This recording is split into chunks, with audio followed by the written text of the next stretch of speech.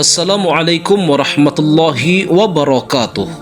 Sahabat konten Islami yang dirahmati Allah, tragedi wafatnya Sayyidina Husain bin Ali di Karbala ternyata menghadirkan sejumlah peristiwa misteri. Mulai dari munculnya fenomena alam yang aneh hingga hadirnya hal-hal mistis yang sangat menyeramkan. Salah satunya yaitu kepala Al-Husain itu sendiri. Kepala yang sudah terpisah dari jasadnya tersebut dikisahkan suatu hari pernah berbicara. Dan saking misterinya, sampai-sampai hal itu membuat seorang pendeta langsung bersyahadat di depan kepala Al-Husain. Bagaimanakah kisahnya? Mari tonton video ini sampai selesai. Berbicara mengenai tragedi Karbala, memang selalu mengundang perasaan duka yang begitu mendalam. Karena pada peristiwa tersebut, putra seorang khalifah, Ali bin Abi Thalib, yang sekaligus merupakan cucu Nabi Muhammad SAW, wafat karena terbunuh. Yang disesalkan dari tewasnya Al-Husain karena pelakunya tak lain adalah saudara seiman sendiri, yaitu segolongan umat yang menyatakan diri beriman dan taat dan cinta kepada Rasulullah Muhammad SAW. Terlebih lagi cara wafatnya Al-Husain tergolong sangat tragis, mengingat beliau dibantai hingga kepalanya terpenggal. Mungkin dapat diterima dan dikatakan wajar andai kata Al-Husain tewas di tangan kaum kafir yang memerangi Islam. Namun sayang, yang terjadi justru sebaliknya. Al-Husainlah yang seolah-olah dianggap layaknya orang kafir, hingga harus dibantai dan dipecundangi dengan cara yang paling hina. Parahnya lagi, di sisi Al-Husain terdapat orang-orang yang ikut dibunuh pada hari yang sama. Maka tak salah bila sejarah Islam mencatat peristiwa ini sebagai salah satu kisah pembantaian sesama muslim terkelam sepanjang masa.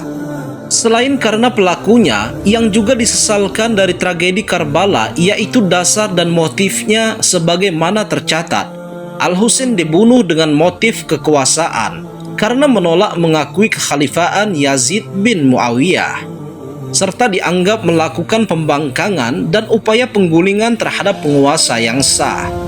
Tak terima dengan sikap dan gelagat Al-Husain yang dinilai keras, akhirnya Ubaidillah bin Ziyad memerintahkan panglimanya yang bernama Samir bin Zil Jausan untuk melakukan operasi penumpasan. Meski begitu, sebagian sejarah pun meyakini jika dibalik perintah Ubaidillah bin Ziyad kepada Samir bin Zil Jausan, Yazid bin Muawiyah lah sosok yang merencanakan semua itu. Pembangkangan Al-Husain terhadap Yazid bin Muawiyah memang bukan tanpa alasan.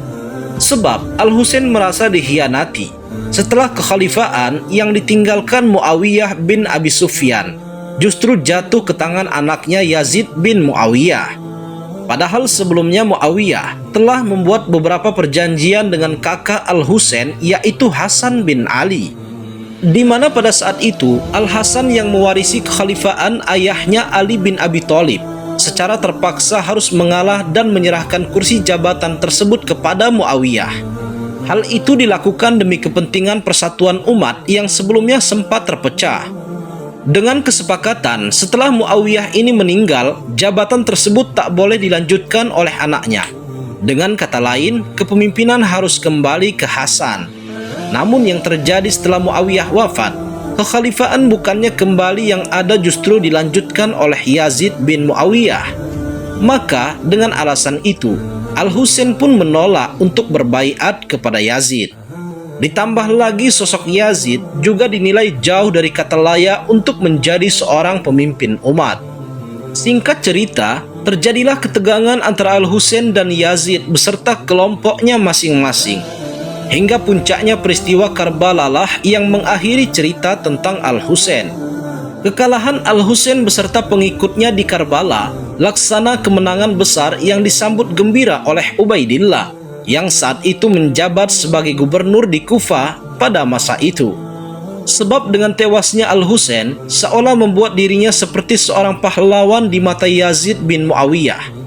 Namun bagi muslim yang waras, Ubaidillah tak lebih dari seorang penjahat berwatak jahanam, bahkan layak disamakan dengan orang-orang kafir yang memerangi Islam. Mungkin tak berlebihan bila kita menyebutnya seperti itu. Sebab Atas perintahnya lah Husain sampai terbunuh, dan atas perintahnya pula kepala Al-Husain jadi bulan-bulanan dan hinaan orang. Sebagaimana diceritakan dalam beberapa riwayat bahwa setelah Al-Husain dibunuh dengan cara dipenggal, kepalanya diambil untuk dijadikan alat bukti. Kemudian Ubaidillah bin Ziyad memerintahkan pasukannya untuk membawa kepala tersebut ke pusat pemerintahan Yazid bin Muawiyah di Damaskus. Namun sebelum dibawa ke sana, Ubaidillah memerintahkan agar kepala Al-Husain diarak ramai-ramai menyusuri jalanan di kota Kufah. Sehingga pada waktu itu, kepala Al-Husain menjadi tontonan masyarakat. Bahkan saking biadabnya, kepala Al-Husain sampai diletakkan di ujung tombak sembari diacungkan ke arah langit, sambil diiringi sorak-sorakan ria serta kalimat-kalimat cacian, seolah ingin memperlihatkan jika kepala tersebut merupakan simbol kemenangan heroik. Hal itu pun juga mereka lakukan saat kepala Al-Husain sedang dibawa menuju ke kota Damaskus. Tetapi yang namanya kebatilan pasti akan terungkap. Maka dengan kuasa serta izin dari Allah Subhanahu wa Ta'ala, kepala suci Al-Husain pun seketika dapat berbicara. Dalam berbagai riwayat disebutkan, kisah berbicaranya kepala Al-Husain terjadi saat pasukan Ubaidillah bin Ziyad sedang menempuh perjalanan panjang dari Kufah ke Damaskus. Tepatnya ketika mereka mampir di sebuah tempat dekat dari biara. Kebetulan di biara tersebut ada seorang pendeta alim beserta pengikutnya yang menetap di sana, sehingga keberadaan rombongan pasukan dapat disaksikan secara jelas. Sebagaimana dikisahkan bahwa pada hari itu pasukan pembawa kepala Al-Husain tengah melakukan pesta semalaman suntuk. Seperti biasanya, mereka menancapkan kepala Al-Husain dengan menggunakan tombak sambil duduk mengelilingi kepala tersebut. Saat asik-asikan berpesta, salah seorang di antara mereka tiba-tiba menyaksikan ada sebuah tangan keluar dari tombak dari biara itu. Misteriusnya, tangan itu menghampiri sebuah dinding lalu menuliskan pesan kalimat, "Apakah umat yang membunuh Al-Husain masih mengharap syafaat kakeknya pada hari perhitungan?" Menyaksikan hal demikian, para pasukan pun sontak merasa ketakutan. Namun karena penasaran di antara mereka, ada yang berupaya menghampiri tangan misterius tersebut. Begitu ingin dihampiri, tangan itu pun seketika menghilang. Tapi saat pasukan kembali ke tempatnya, tangan itu pun muncul kembali dan menuliskan kalimat lagi. Tangan misterius itu menuliskan kata-kata, "Tidak, demi Allah, tiada pemberi syafaat bagi mereka. Mereka pada hari kiamat berada dalam siksaan yang dahsyat." Kemudian tangan itu menulis lagi, "Mereka telah membunuh Husain secara aniaya. Keputusan mereka bertentangan dengan Al-Quran." Karena tak tahan melihat peristiwa aneh itu, para pasukan pun lantas menghentikan pesta mereka, sambil cepat-cepat mengamankan kepala Al-Husain dan memasukkannya ke dalam sebuah kotak. Lalu mereka pun kembali ke tempat istirahat mereka masing-masing. Sementara saat waktu masuki tengah malam, ada seorang pendeta di biara itu yang mendengar adanya suara orang yang meratap. Selain itu, dia juga mendengar suara seseorang yang sedang bertasbih. Karena penasaran, sang pendeta itu lantas menengok dari bilik jendela. Betapa kagetnya sang pendeta saat ia melihat pancaran cahaya dari langit turun menerangi sebuah kotak yang tak jauh dari tempatnya. Yang membuatnya tambah terkejut, pendeta itu juga mendengar suara orang yang mengucap salam yang berasal dari cahaya tersebut. Hingga pada akhirnya, sang pendeta pun berniat untuk mencari tahu apa isi dari kotak aneh misterius itu. Ketika waktu memasuki waktu pagi, sang pendeta segera keluar dari biara lalu mendatangi para pasukan itu. Kemudian pendeta itu bertanya, "Wahai tuan-tuan, apa isi dari kotak yang kalian bawa itu?" Salah seorang pasukan itu menjawab, "Wahai pendeta biara, isi kotak itu adalah kepala Husain bin Ali." Sang pendeta bertanya lagi, "Siapa nama ibunya?" Dijawab lagi oleh salah seorang pasukan, "Ibunya bernama Fatimah binti Muhammad." Mendengar jawaban itu, sang pendeta lantas berkata, "Celakalah kalian atas apa yang sudah kalian perbuat. Sungguh benar apa yang telah diberitahukan oleh para rahib kami, bahwa apabila orang ini terbunuh, langit akan menurunkan hujan darah. Dan ini tidak akan terjadi kecuali ia adalah seorang nabi atau penerima wasiat nabi.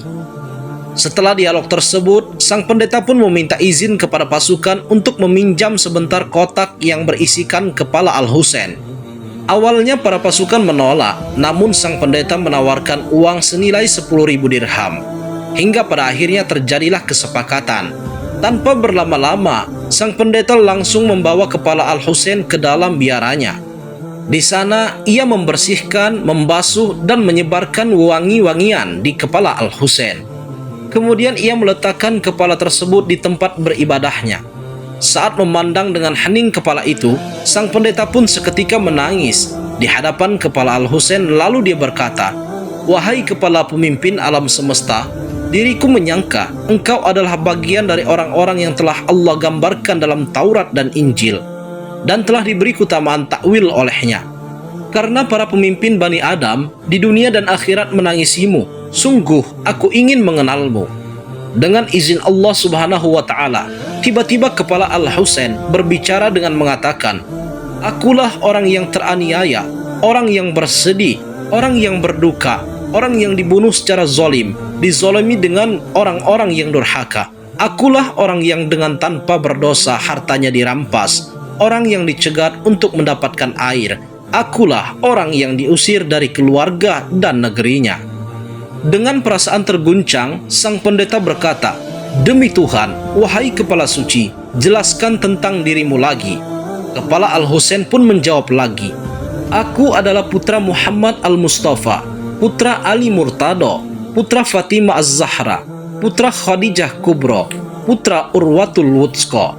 Aku adalah syahid Karbala, orang yang terbunuh di Karbala, teraniaya di Karbala, kehausan di Karbala."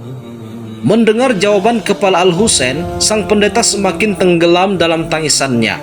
Dalam suasana menyayat hati itu, sang pendeta lantas berkata, "Wahai kepala suci, kapanpun engkau bertemu dengan kakekmu, berilah kesaksian bahwa aku telah mengucapkan syahadat dan masuk Islam di hadapanmu."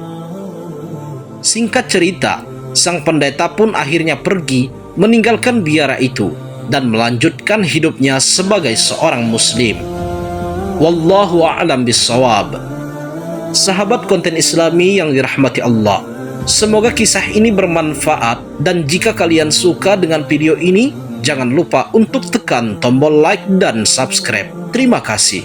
Wassalamualaikum warahmatullahi wabarakatuh.